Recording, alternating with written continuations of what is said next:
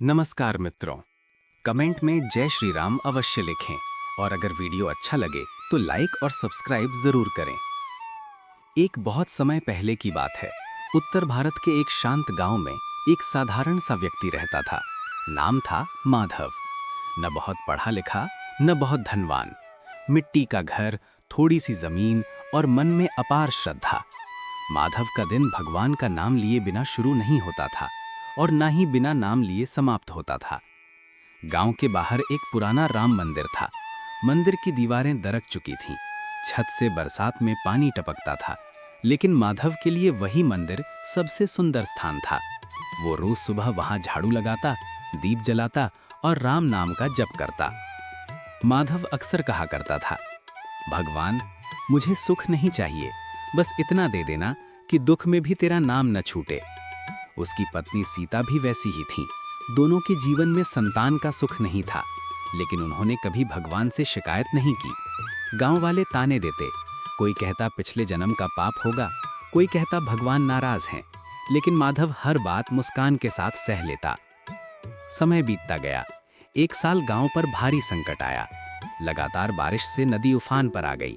खेत डूब गए, घरों में पानी भर गया। लोग अपना सामान छोड़कर ऊंची जगहों की ओर भागने लगे।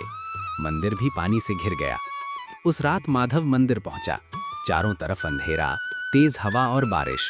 उसने राम जी के सामने दीपक जलाया और कहा, प्रभु, अगर आज सब कुछ चला जाए तो भी तेरा नाम मेरे साथ रहे। अचानक मंदिर की दीवार का एक हिस्सा गिर गया। गांव वाले डर गए और बोले अब मंदिर भी नहीं बचेगा। लेकिन माधव ने हार नहीं मानी। वो रात भर पानी में खड़ा रहकर भगवान की मूर्ति को थामे रहा। सुबह जब पानी उतरा तो लोगों ने देखा कि मंदिर पूरी तरह टूट चुका है, लेकिन राम जी की मूर्ति सुरक्षित खड़ी थी। उस दिन पहली बार गांव वालों के मन में माधव के लिए सम्मान जागा। कुछ दिनों बाद हालात और बिगड़ गए। माधव की पत्नी गंभीर रूप से बीमार पड़ गई। इलाज के लिए पैसे नहीं थे। डॉक्टर ने हाथ खड़े कर दिए। माधव रात भर मंदिर में बैठा रोता रहा, लेकिन उसके मुंह से एक भी शिकायत नहीं निकली। उसने बस इतना कहा, हे राम, अगर इसे अपने पास बुलाना है तो ले जाओ, लेकिन जाते जाते इसे शांति दे देना। अगली सुबह एक साधु गांव में आए। साधु ने माधव के चेहरे को देखा और कहा, तू दुख में भी शांत क्यों है? माधव बोला, क्योंकि जो कुछ है वो राम का दिया है। साधु ने कुछ जड़ी बूटियां दी और कहा कि श्रद्धा से दवा देना। कुछ ही दिनों में सीता की हालत सुधरने लगी।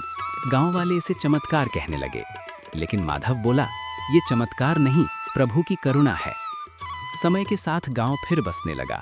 माधव ने मंदिर को फिर से बनाने का संकल्प लिया। उसके पास पैसे नहीं थे, लेकिन विश्वास था। वो खुद पत्थर ढोता, मिट्टी उठाता। धीरे धीरे गांव के लोग भी साथ जुड़ने लगे।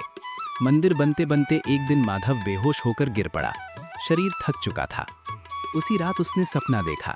राम जी मुस्कुरा कर कह रहे थे, माधव, तूने कभी मुझसे कुछ मांगा नहीं, आज मैं तुझसे पूछता हूँ, क्या चाहिए?